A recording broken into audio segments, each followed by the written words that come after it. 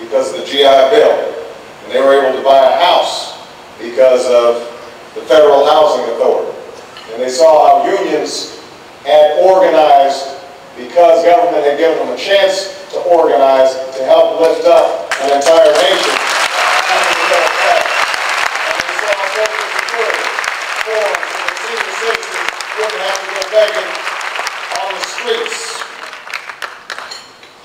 And as America once again stood for peace and prosperity, this couple moved west with their daughter all the way to Hawaii. They raised their daughter, my mother, to live the dreams that they had always hoped for her. And that's the story of my grandparents. My grandfather has passed away now, as that's my mother. My grandmother still lives in Hawaii, and when I visit her, I think about the America she grew up in, the choices that were made, and the challenges that were met.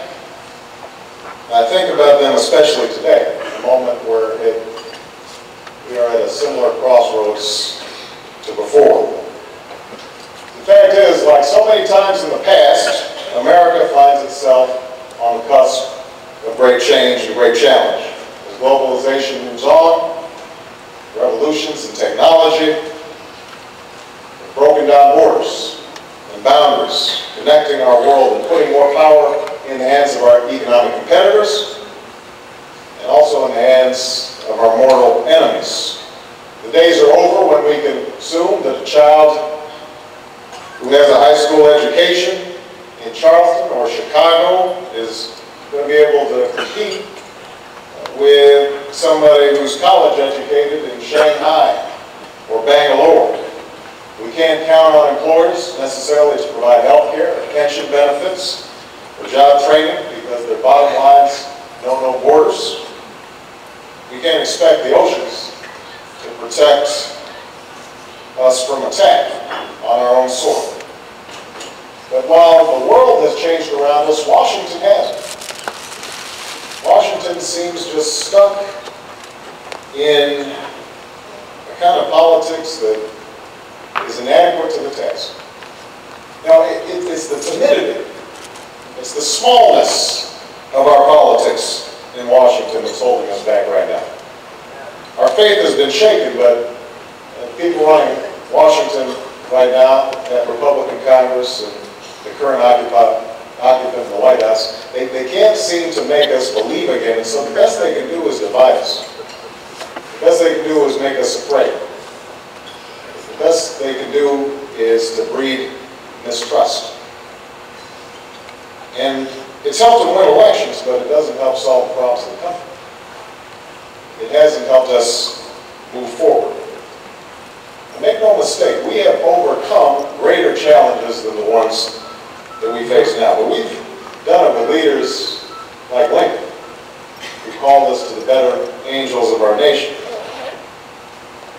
We've done it with Roosevelt, who assured us that all we had to fear was fear itself. We've done it with Kennedy's call for a new generation to take up the torch. And what do we have now? We've got George Bush. And we've got this Republican Congress. You know, Alan Mollahan was right on target when he said he's had enough. I've had enough too, Alan. I've been Democratic.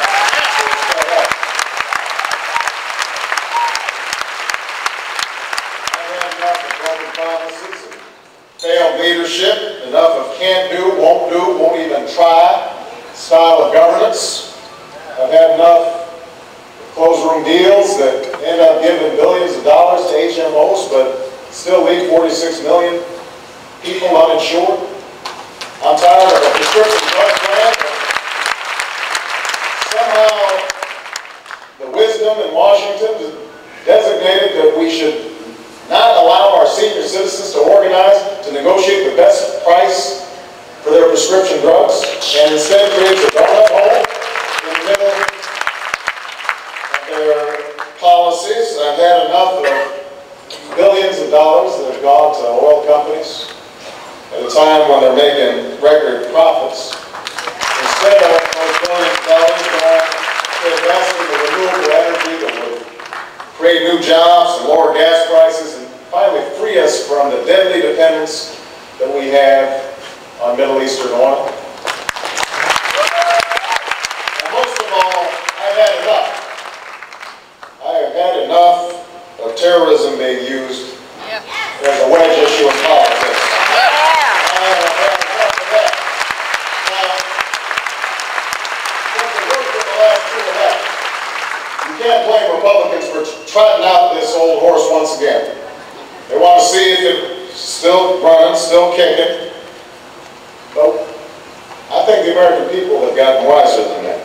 I think they understand that it doesn't make much sense to suddenly heighten our focus on terrorism somehow for 3 months between September and November on every even numbered year. And fighting terrorism is supposed to be a full-time thing.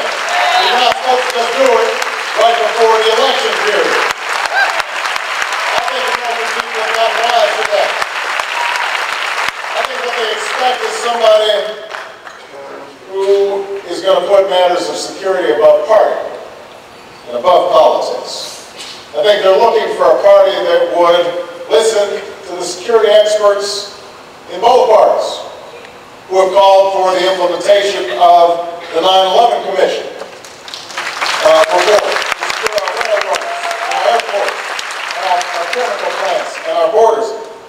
I think that the American people are looking for somebody who realizes that Iraq was never and never will be the only home of terror, that we're going to have to direct our resources and our diplomacy toward places like Afghanistan, where we still have not finished the job and have still not caught Osama bin Laden.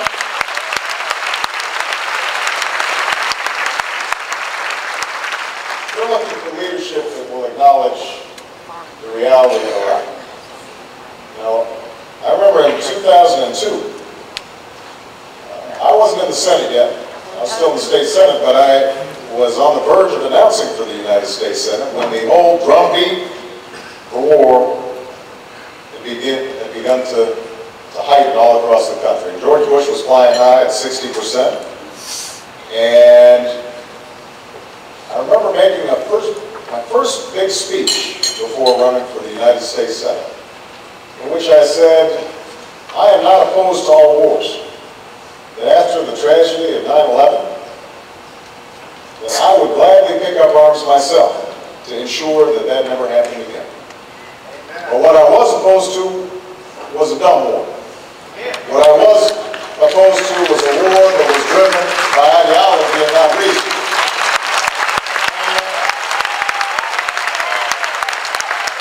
I was opposed to emphasizing the facts to make the case.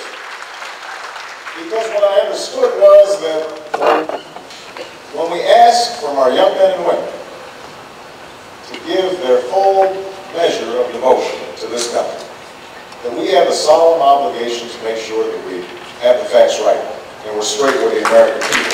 And we know how we're going to get out of it. And we know how we're going to win. And we know how we're going. And I think the American people understand that more clearly than ever. I have a constituent coffee every Thursday with my colleague Dick Durbin. And this past week, we had a large crowd, and we answered questions. And at the end of the question and answer session, a young man came up with his wife, a young veteran, a young sergeant, whose face had been shattered. He was unrecognizable from what I'm sure he must have looked like before. He had been blinded in both eyes. His head was split open here and been sewed back together again. He was walking with a cane and had no control over his right arm. He couldn't have been more than 26, 27 years old. And he had his wife with him, a lovely young woman, and she was talking about how appreciative both of them were for the support that they had received from some of the work we had done on the Veterans Affairs Committee, and their 2 daughters, and how they adjusted to this new circumstance that they found themselves in. And it reminded me in the most heartbreaking way